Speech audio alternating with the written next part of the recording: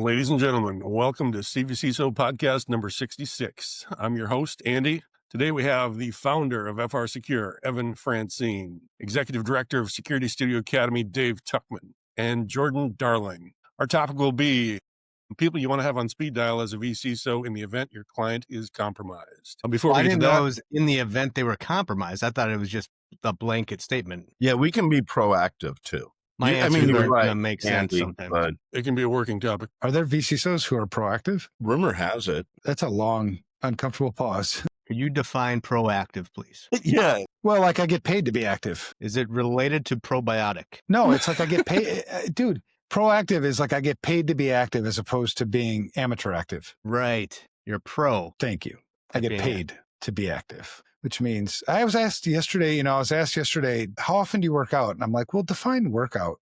Because at my age, well, let's give you an example. My age is getting out of bed, taking a shower, and putting on clothes. Is that a workout? Because it feels like a workout. Like, Yes.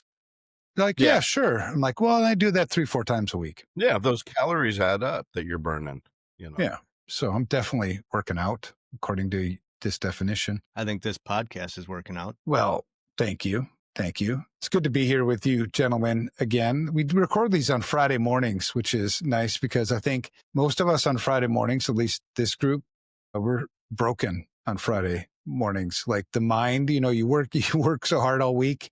And it comes to Friday morning, you're like, I don't know, let's talk about I wiped my ass with my socks. Which, yes, we did talk about that before we started the show. That's a song by Rump Hurts. Yeah. So feel free to Google that if you're interested. I'm actually, after this podcast, I'm giving my mother a ride to the airport, and that's going to be on the playlist. And I'm not going to tell her ahead of time. We'll see what she says about that. Yeah. That's being proactive, by the way. Yeah. She's a lucky woman. Like my probiotics that I take in the morning, which helps with that gut health for me to be more proactive, to listen to songs like that. You see the logic here? It's so logical. Yeah. Right. The last thing you want to do is take some of those amateur iotics. Well, I think this is a good insight to how unbroken we are on a Friday morning Right. after the week. Yeah. My wife would argue that I'm like this all week. So she's like, you're always broken. I'm like, yeah. What's your point? Too much working out. You married this. And I keep telling her, like, I socially engineered you so bad. She's like, what? And I'm like, we're married. Like, basically, I own you, sort of. Careful. Right? Careful, No, Dookies. I mean, that's why I'm like, sort of. So I mean, You like, don't sort want of. her Like, problem. I mean, sort of like I can move things in the house without you knowing, kind of own. Not like own, like I tell you what to do. Hey, by the way, I also gave her some advice this week. I said, the one thing that really just, it makes me adore you. Like I feel so close to you. It's like the best marriage advice I can think of right now is if you really want me to be like close, always tell me what to do, tell me what I think, and tell me how I'm feeling. Yes. If you can hit that trifecta, we are so in love. Are there any women out there that do this? I think We're they all begging should. for it. If you want, maybe my wife will put on a seminar for you guys. I would sign my wife up for that if she can teach her how to do that. Right. My wife, she'll tell me what I think. And I'm like, man, it's crazy because I don't even know what the fuck I think. So that's awesome. I'll just go with what you said, I think. I usually just forget what I think. I think a lot of things and then I forget. Well, my wife already knows what I'm thinking. She just doesn't always communicate it to me. So sometimes I'm left in the dark. Yeah. She So you got to ask communicated her questions to figure out what you're thinking. She communicated it to you, Dave. You missed the signs. That's very probable. Yeah. The odds are high on If that. we brought her on the podcast, I'm sure she would affirm that. Yeah, she'd probably be able to come up with evidence too. And speaking of feelings, I was with my therapist, and my therapist is like, so how are you feeling today? I'm like, first of all, it seems like a personal question. But secondly, I don't know what that means. He had to teach me what feelings are. He actually had to give me a handout of like feelings. Like, this is anger. I'm like, oh, okay, I don't feel that. This is sadness. I'm like, I don't feel that. So we had to go through the list. It was pretty cool. I learned a lot about feel feelings. anything? No, I don't think so. Was it helpful to learn about feelings that you don't feel? Helpful enough that I paid for it. No, probably do it again. And yes, Yeah. folks out there, this is an information security podcast, but we go so much deeper into, feelings and life. So you're welcome. Stuff. Yeah. Well, Yeah. everything, And that's free. This is all free. We're not going to charge you for this. Are we? and For now. everything that we're talking about can be applied to your role as a VC. How to get I rid don't of know, man. feelings. Your client knows how you're feeling. See if they tell you. Yeah. And if they Well, don't- speaking of vCISO, I mean, I think it can be a pretty stressful job. There are vCSOs who have, just a few clients, maybe 1, 2 clients. There's some vCSOs, that have 10 to 15 clients at any given time. So trying to keep all that sorted, trying to keep that, a lot of people give you advice like work stays at work, home. That's a lot easier said than done, especially now that we're working, so many of us are working remotely, to not bring. So the lines that used to be, 20 years ago, it used to be pretty easy for me to separate work from life. Like I could put a line there, but as time went on, I think it's harder and harder. That line gets more and more blurry. So when you share things that are like personal things and stuff that you're going through, mental health, whatever, man, it should be normal. You should just be able to say what you want to say, do what you want to do, as long as you're not hurting people with it, So number one of the people that you should have in your back pocket is a therapist. For me. And well, so I'll just start off with my support structure, because it's not all work related. It's not all, have this on speed dial, have that on speed dial. It starts with support. It starts with my wife. That's really important for me. That's really important. Now, I know some people aren't married, some people, whatever, but find somebody in that position that is so trustworthy for you, like that you can come running to, because there are days when you do get your ass beat. There are days, no matter how tough you think you are, no matter how I'm a badass, I got this big beard, I got tattoos, ain't nobody going to mess with me. Hell no, man. There are days I cry like a baby. I need support sometimes. Sometimes the world gets really hard. So it starts with my wife. Then it goes to my close friends. There's a set of close friends that I can go to that I know that aren't going to steer me in the wrong direction. And some examples would be like, oh, man, I'm just shitty day, man. I'm just really burnt out, stressed out. A shitty friend would be like, well, let's go to the bar and get fucked up. That's not the kind of friends I'm talking about. I'm talking about the kind of friends that are going to speak love into my life, that are going to support healthy decisions that I make. So it all starts with that, because all that other stuff, I think, would just unravel if I didn't have a support structure. Don't overlook that. People always overlook that, I think. I totally was guilty of overlooking that. And even as you share that, it reminds me of the times when people have reached out to me in that role and just questions. I'm having a shitty day or shitty week. Jordan, even the dude that complimented us on the podcast about imposter syndrome, he just flat out said, you guys hit it. And it hit me at a time that his dad, he was a dad, a husband, good guy, and he had gotten laid off earlier in the year, and it was before he had found other employment, and it was hitting him hard. And he was just saying, even though you don't realize it, but you guys are making an impact out there. Thank you. And that's awesome. It was beautiful. Love but that, I think that, that's exactly what you're describing, Evan, and just in a reverse form where we can be that resource for friends as well. Yeah, because there's certain things like my wife, the one thing my wife can't do that others can do is she can't relate to what I'm saying sometimes, right? Mm-hmm. She's not in this role. She's not in a vCISO role or a CISO role or cybersecurity, whatever you want to call it. She tries to, but there's that it's important to have somebody who can empathize and relate to what you're going through, to your point. So I think that's why the CvCISO community is so important. Having a group of peers that are in the same boat as you, that have similar experiences, that can tell you how they navigated it, or even if they can't give you any advice, just being there to listen, knowing that they understand what you're talking about, that's huge. And so all that stuff, don't overlook that stuff, because what we're going to talk about next is we'll get into professional people that you can call when you need certain things. Who do you have in your Rolodex? That's important too, but please don't overlook your own mental, spiritual, physical health, because the rest of it don't mean shit. I mean, that if even professionally, if I'm in a bad spot, like mentally, do you think my customers are going to benefit from that? When I'm giving them advice? No, man, I'm going to have a short fuse, half engaged. I'm not paying attention. I mean, it's just, don't don't go into that. Be honest with yourself. Just a quick thought on that before we get into the meat. When we were talking about kind of weight loss earlier, and some of the success that you've been having, Evan, and we all celebrate that. I know Thank you.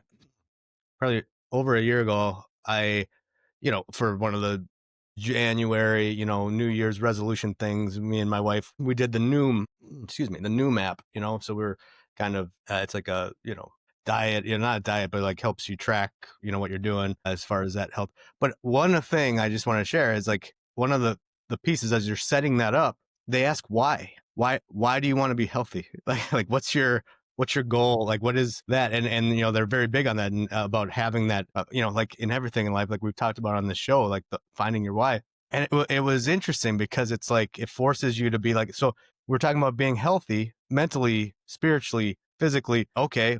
But why? Why do you want to do that? And it forces you to think. And, for me, it was kind of like, I want to be able to play with my kids and not get too tired, I want to be able to throw the football around and move and they're active and I don't want to be, and I want to be alive and present for my wife and kids and stuff. And it kind of came down to family for me, but I think that's a cool thing to practice is don't just do a diet. Don't just exercise, like really think about the future you, like, what are you trying to be and why? Yeah. And then share that with your support group too, so they can hold you accountable to it.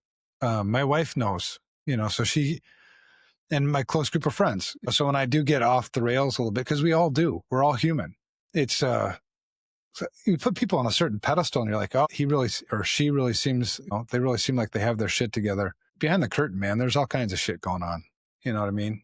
And it makes it, I think, easier to deal with the professional life when I know that I'm not neglecting my personal life. There's a lot of, like if you go to Black Hat and DEF CON and things like that, there's like this culture almost of like partying and drinking, and nothing wrong with doing that occasionally, but you got to keep shit in balance, because if it gets out of whack, everything starts to fall apart. Your relationship. I mean, if you neglect your relationships, if you neglect your support structure, well, then it all comes crashing down because you got nothing to go run back to. Yeah. And to your point, Jordan, asking that question up front in the app just makes it foundational to what are the next steps as you continue to use it. Yeah. Purpose is huge, man.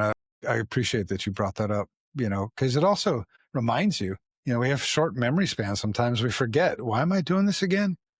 The more you get kind of hit in the face with that purpose, the more, I think, the less likely you are to forget it. So take the purpose for that, and then take the purpose for, why are you a vCISO? Why are you here? What do you want to do? I have my opinions. A vCISO should provide value to their customers. And the way you do that is you consult them to make good information security risk decisions, and you implement those risk decisions. So if that purpose doesn't align with your other purpose, right, the deeper, more foundational purpose, well, then you have a disconnect. Right. And something either needs to be reconciled in that, or maybe you're not supposed to be a vCISO. That's there's nothing wrong with that, right? Everybody can't be something, especially when you're not built to be it. So taking that personal and then going into that professional, now about when I'm serving customers, what tools am I going to need? I need to consult them to make those good information security risk decisions and implement those risk decisions. So you've got the implementation stuff. They'll make those risk decisions. Maybe you'll run into things where, like, maybe you're not strong in the technical side of information security. You're maybe more of a governance person or a compliance person or training and awareness, the people part of it. Maybe you're going to need some help then. Be honest, and it's okay, because those three things that we talked about last week, the trust, credibility, and likability, you're going to destroy your trust. You're going to destroy your credibility if you try to be somebody that you're not. So, maybe you need somebody to sit alongside you, to ask those technical questions or follow the script in the assessment. And if they ask you like, well, what does this mean? And if you don't know, tell them you don't know. I'll come back to that. Let me go find an answer for you and come back to that. Mm-hmm. But I think there's a lot of vCISOs. The good vCISOs are very, very self-aware. They know their strengths. They know their weaknesses, and it goes back to strength finders. You capitalize on your strengths and you minimize your weaknesses. So if I'm just not a technical person, stop wasting your time trying to be a technical person. Minimize that weakness. And one way you can minimize that weakness is find resources that can compensate for that for you. I've seen lots of VCSOs, have a technical network person in the room with them. So when they talk about those questions, you can defer to that. And because sometimes people will be like, well, I thought you're the VCSO. I thought you're supposed to know that. No, this is my strengths. I'm great at governance. I'm great at running these meetings. I'm great at communicating to the executives and the board of directors. I'm not a guy that's going to configure your firewall. Or maybe it's the reverse of that. You know what I mean? It's got to start with that self-awareness, because that's going to kick off what I'm going to need to compensate for. Mm-hmm. Yeah. And who's going to be my Rolodex. And that transparency with the client is so key to the relationship. There's none of us that can be everything. And having that Rolodex is where we additionally add value. And like you said, address those where my weaknesses are. Yeah. And that should dictate, that should be the start of your Rolodex. Just taking a self-inventory, an inventory of yourself. And if you don't know where to start, just take an assessment, take an empty assessment and just go through it and just read the things. Like, maybe rate yourself on a scale of 1 to 10. Nobody else has to see it, on parts that you feel comfortable about, parts that you don't. And the parts that you don't feel comfortable about, it's either educate, right? Go get some education on it and some experience, or just recognize that it's a weakness. It's just not who you're not going to be that person. There's no, I'll give you an example from me in my professional life, as the leader of FR Secure and Security Studio.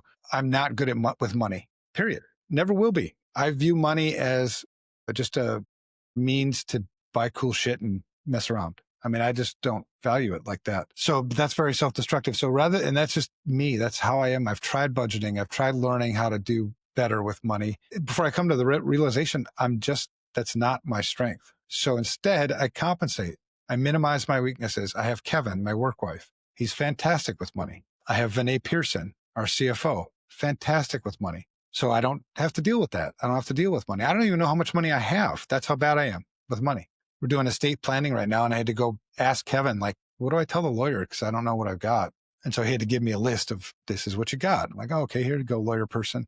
But it really does take some self-awareness, some real honesty. The VCSO role can be really, really broad. It can be really, really wide. Right? When we talk about all the things in information security, you've got governance stuff, people stuff, you've got policies, procedures, all this processy things. You've got asset management. You've got the technical sides of things, which you can get really deep into stuff, penetration testing, vulnerability management, firewall management. You can get into physical security, right? Like cameras and door locks and fences and, all that stuff. So to expect to be an expert in all that, I might be good at all that, but there are certain parts of that I'm really much better than good. There's parts of that I'm just never going to be good, and I'm okay with that. Mm-hmm. So, because I see a lot of people in this industry feeling like, one, they're suffering with imposter syndrome because they're not good at that.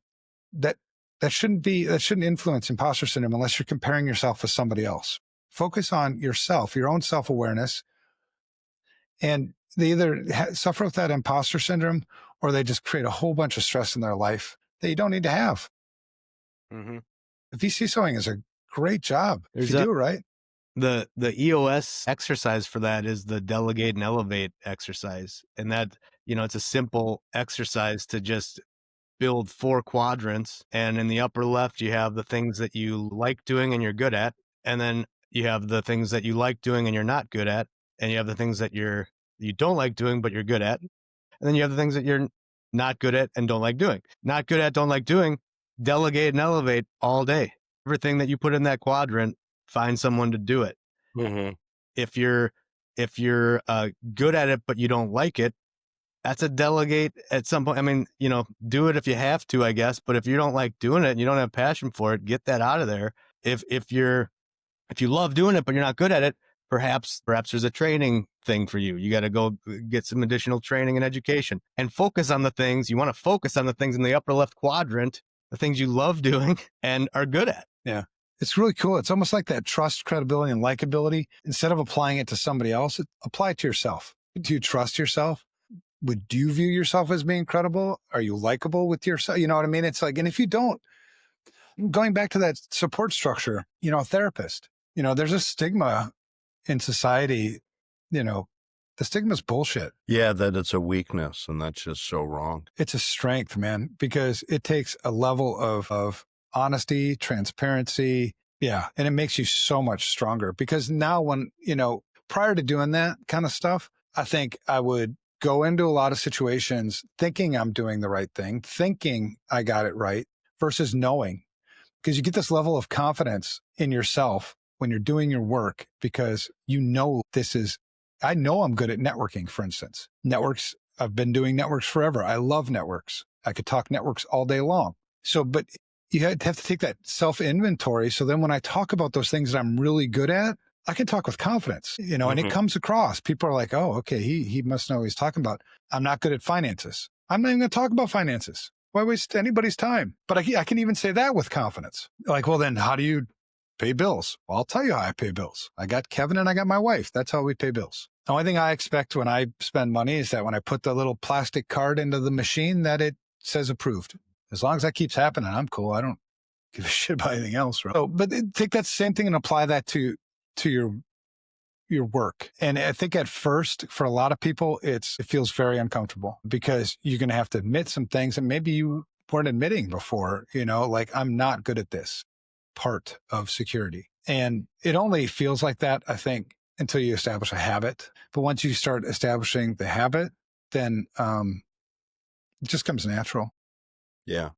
It puts so much political capital in that trust and credibility bucket because people know. When I say I don't know this shit, I don't know that shit.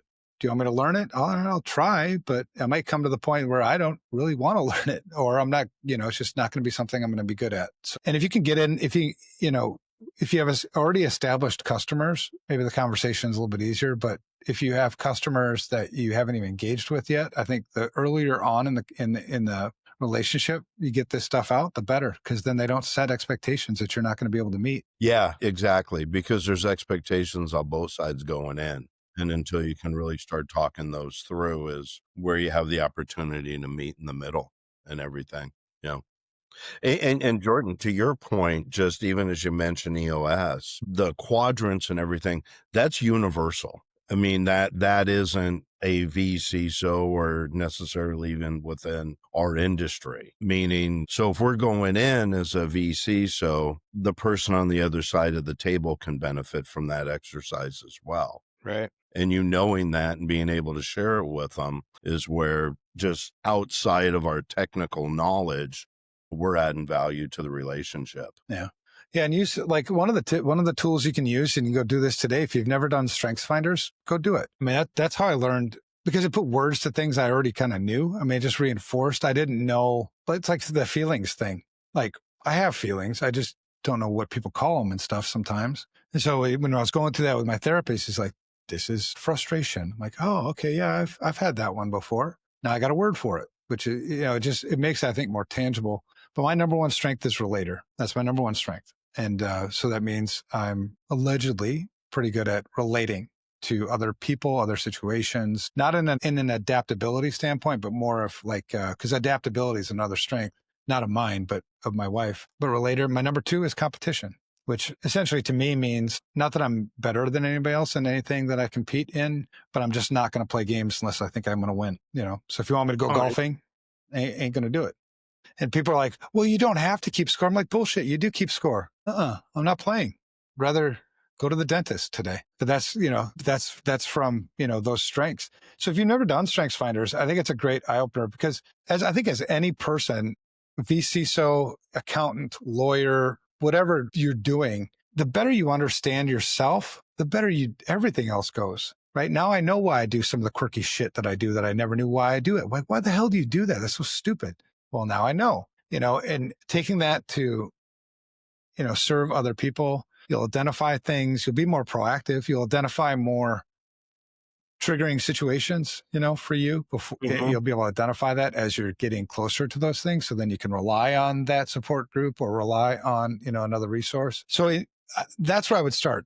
As my own advice would be, start with yourself, non-professionally, personally. Get that shit. It's never going to be squared away, but at least stable-ish, and then go into this vCISO thing. And then, because you'll take those things that you learned about yourself and apply that to the vCISO role. These are things I'm good at. These are things I'm not good at. These are things I'm never going to be good at. So why waste my time being good at it? And then find people to fill those gaps for you, people that you trust to fill those gaps. and explain to them, be transparent with them. Hey man, this is why I might call you in on this particular, on some of my customers when I need this or I need that, because you're good at it. Here are the rules of engagement. I don't want you doing blah, blah, blah. I mean, just be transparent with it, get it all that shit squared away.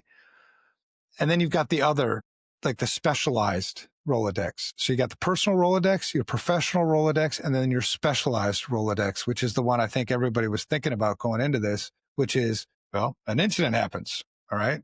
I need to have a lawyer on speed dial. I need to have the insurance company on speed dial. I need to have the CEO's phone number, whatever that shit is. And I think, but I don't want to overlook those other things, because to me, it's all pretty linear and logical, and one drives another. Yeah. And they're all interconnected. Yes. Yeah. And I like the foundation thing, because I've tried building so many things, shitty foundations, and Kevin gets mad at me because it's expensive. I don't get mad at me because I didn't really care that was expensive. Right. But that's his strength. So you just found that nerve, Sometimes, yeah. Sometimes I do. I purposely kick him in the shins right there. He had it coming though. I mean, come on. What the hell? So let's talk about that other list. We could build, and maybe we talked about that a little bit before we started the show. We could build a template for you. If VCSOs, listeners think it would be helpful or beneficial for them, we could build out a little template like law enforcement, incident response, forensics team, whatever that needs to be on that list. And some things on that list, you may have your own skills for, right? You put your own name in those things. It's always good to have a backup too, right? What happens if you're not available? Great point.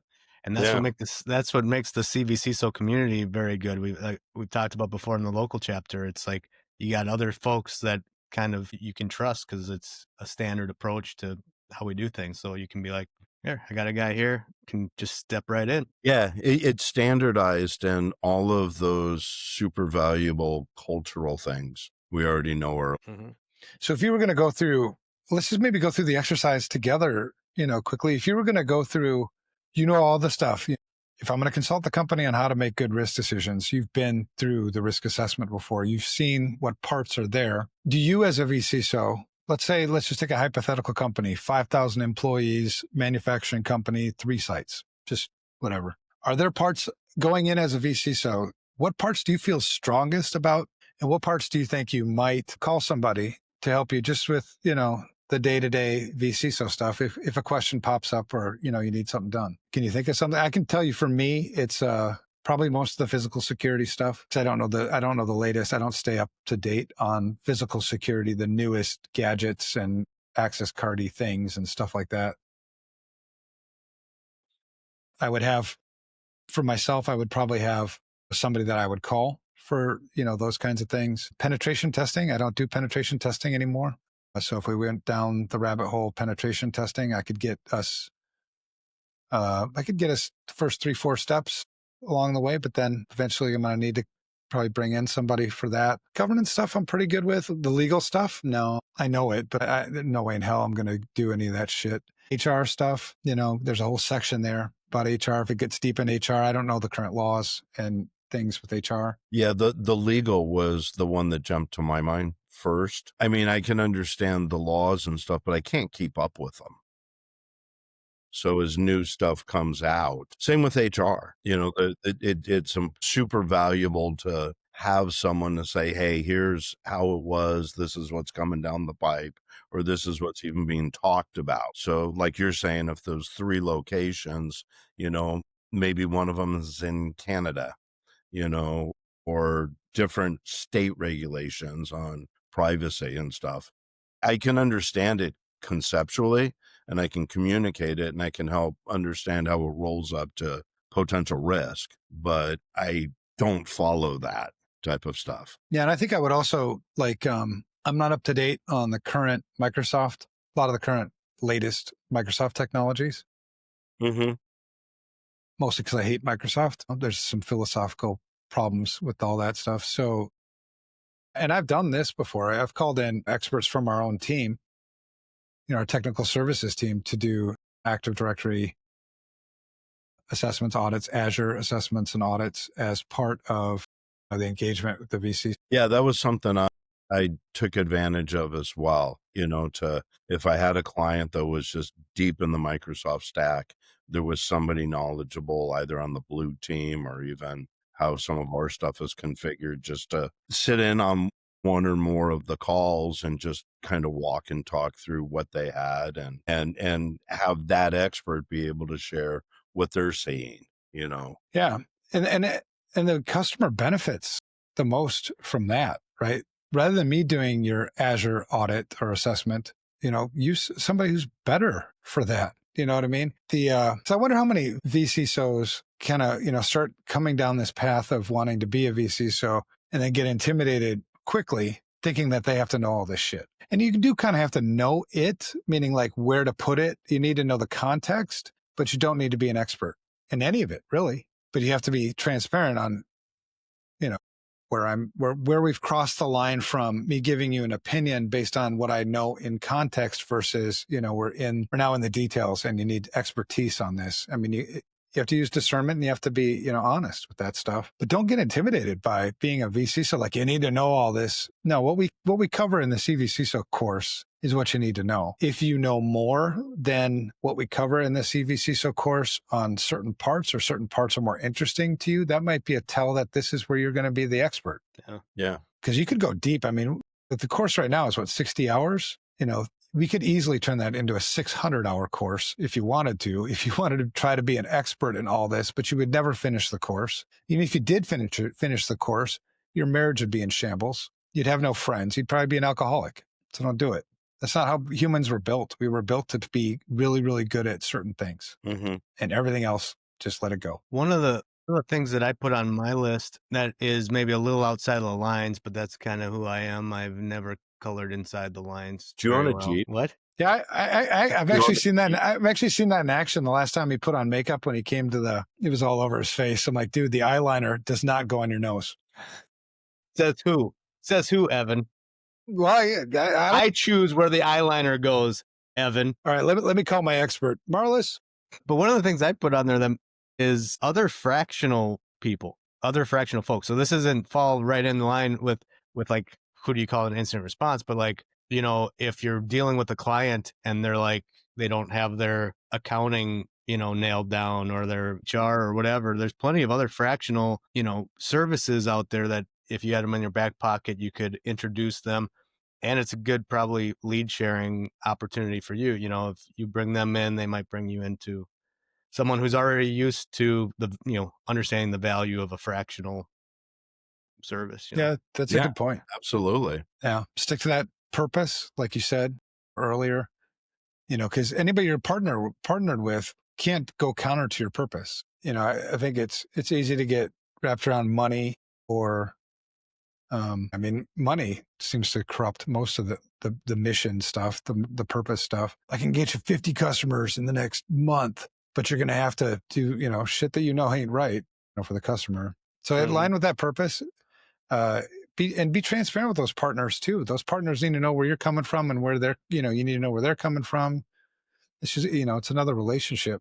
But yeah, that can be super powerful, because if you are aligned with a partner that sees the world the same way you do, driven by a mission that's maybe not the same mission, but aligned mission, yeah, that's super duper powerful. Yeah, and if their values and culture and mindset are aligned, the other stuff can much more easily fall into place. Yeah. And then on my, Rolodex of people to call, I always have is, and this should be something you should do, you do the way the vCISO process works, right? You start with assessing, right? We need to know where those risks are so we can make these good risk recommendations. You're probably going to learn some things about some of the specialty gaps that you're going to need to fill with other people, so like law enforcement, it's a good idea when you're building your incident response plan to invite law enforcement to come sit with you, right? So that you can get to know them, so that they can kind of have a say and, maybe a little bit, give some, advice, whatever. Because the good thing about law enforcement, I might know incident response like the back of my hand,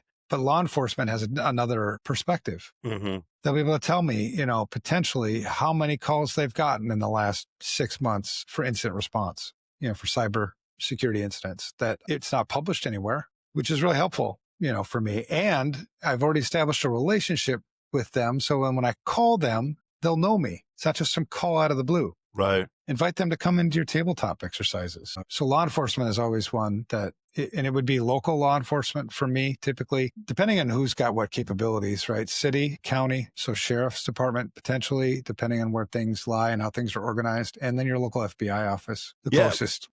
Do you find that they want, like they're interested in being a part of that? Every time. Well, Jordan, even in the one that we're working on, which is for a smaller organization, part of putting that incident response plan is identifying who those names and numbers should be that are going to go on it in advance. And in very small organizations, they don't know where to start. And that's where we can come in and just help them. And we may not, their list may not match ours, but we have the wherewithal to navigate through the proper exercises to start that process. Yeah, I've always found them very amenable. They like that. It's a public outreach for them. They learn as well. Yeah, I think that the difficult, and this is why you want to do it ideally before an incident happens, because you might call local, the local police, and they don't have any capabilities whatsoever. So, okay, great. Maybe I'll still put you on the Rolodex for physical things, because all police know physical things mostly, right? Those investigations and stuff for theft and burglary and stuff like that. So then maybe go to the sheriff's department. Find out. Okay, you do have capabilities. All right, well, this is what I'm doing, blah, blah, blah. Can we, would you mind helping us work together so that we can share what we know and, whatever. Yeah, they'll totally, every time have been okay. Sometimes at the FBI, it's not that they don't want to. It's not that it's a burden for them. I've found that traditionally they're overworked. So it's hard to get on their calendar. Yeah, the bandwidth is less there. Yeah. Yeah. But I think John Bonham up in Minneapolis, St. Paul, he's awesome. He's the local field chief, I think, up in Minneapolis. He's given a talk at the next cybersecurity summit. He's a good guy. Would he be okay? But then you also have those things. Yeah, it's public. Yeah. Yep. John Bonham, Bonham. Like the drummer. Yeah. Yeah.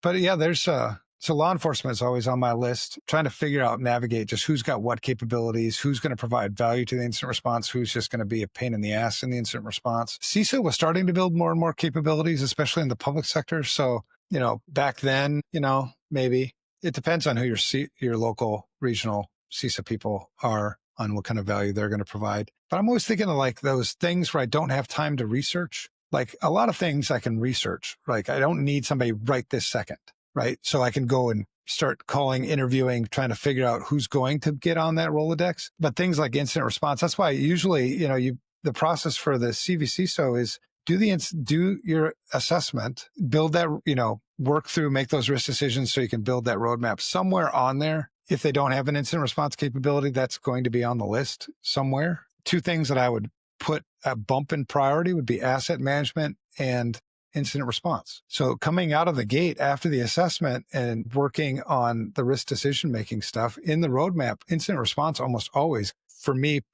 I push it way up to the front, because almost a lot of the other things it's not super duper urgent, right? The world's not going to come crashing down right now. But when there's an incident, I don't have time to research.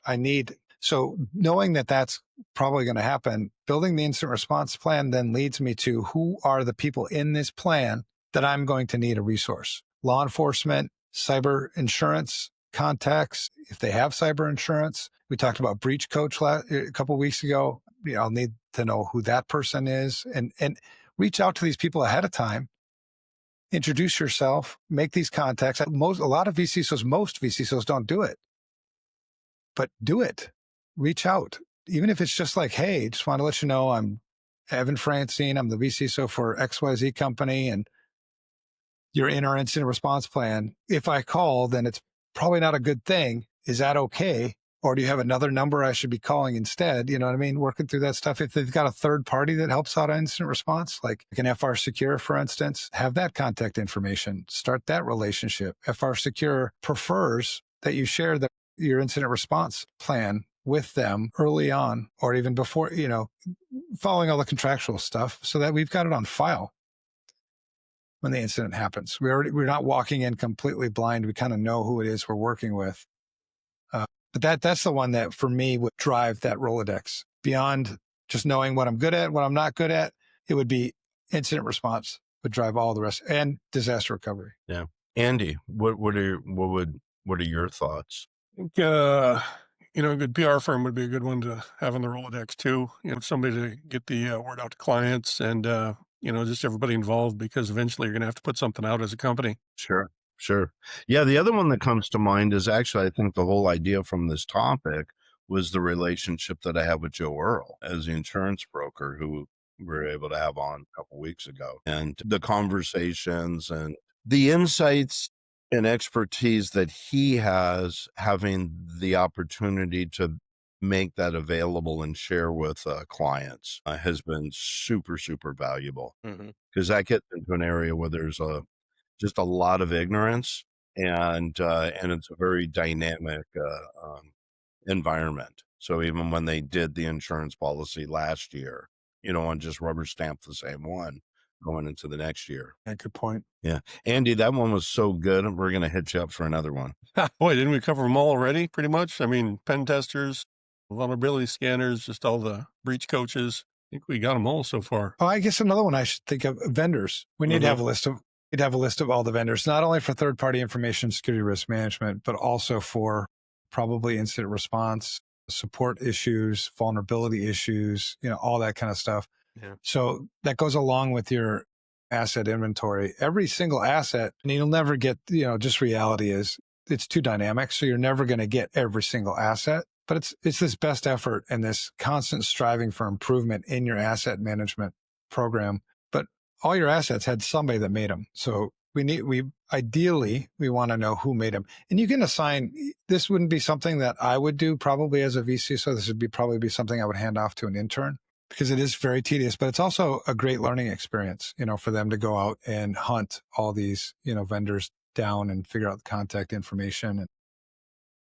Yeah. So I would include all the vendors. Actually, that part about the interns, you make me think of it, because that's an excellent place to start, and they can learn what to do and they can bring that information back, and then we can work with that information from there. Actually, you remind me, because one of the new programs we'll be having in the academy is on API security and governance. And we'll have Baljeet on one of the episodes here so everybody can meet him. He's the CEO of the company.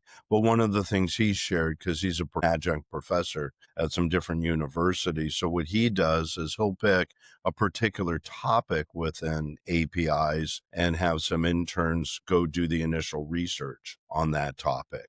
And he can take all that information, curate it, and put it together into what can be additional curriculum. That part has to come from him, but the students are getting real world experience and how all of this is. And it spoon feeds it to him that he can build on it from there. So what you say reminds me exactly of what his model has been in that area. Yeah. I have one more that hasn't been said that was on my list that, maybe it wouldn't be for everyone, but for me at this point in my life, it's on mine and this isn't maybe a instant response one, but like a professional like auditor, someone who's specialized in, something like, like they actually do the audits for PCI or CMMC. Like, I'm working through CMMC stuff right now with clients, and it's like I'm, preparing them, but it's like you never quite know. It's kind of nice having that person who's going to do the actual assessment in your back pocket to kind of say, you're doing it this way, but if I'm auditing you, I'm going to highlight that or something. No, and it brings in another perspective. That's huge. Absolutely. Yeah, I had one vCISO a while back that I remember he had a marketing team in his back pocket. And he used the marketing team to create his training and awareness materials. Mm-hmm. And it was some crazy, awesome stuff that he had.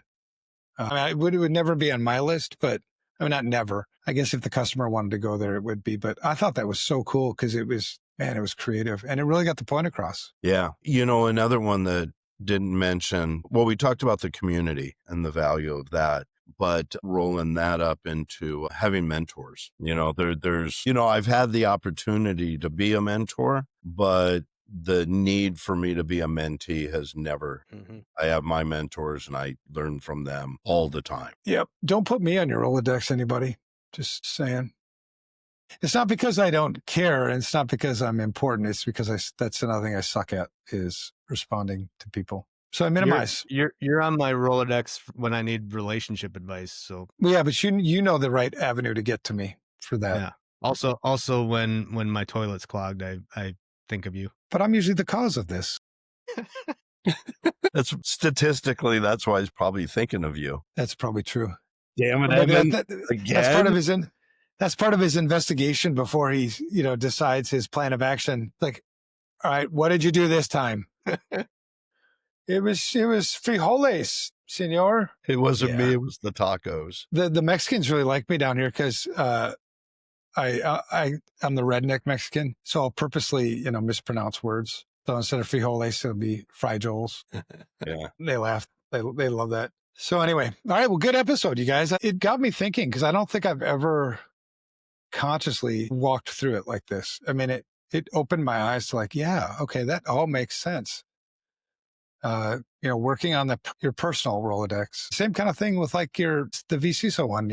We focused on, the urgent pieces, incident response. Well, I have my own incident responses, where I need help right now. So who can I call that's going to pick up the phone? Start with the personal, then move over into the professional, and then your individual vCISOs. What are you laughing about, Lord of the Logs? Actually, that for everybody for the large audience we have that watches these, they don't see the name that we give ourselves locally or assigned to each other. All right. So Andy broke me. Andy made me break it. So thank you. Good job, Andy. I want to make his. Ooh, look at that. Now Whoa. Now we're Hotter. critical. Yeah. Flaming hot. It's gotten bad now. Okay. Good episode. Good job. Yeah, everyone. It was fantastic. I feel like I've basically just grown an hour and a half older, but whatever. Yeah, I feel that too. No, this is great. I really appreciate being able to just kind of run through the thought process of this with you guys. Look at that. I'm changing all kinds of things. We better get out here before I stop. All right. So I found new settings in our podcast recording software. Tune in next week. Yeah. New features. Did you say new features or nude features? Yes. Okay. And that's a wrap. Bye.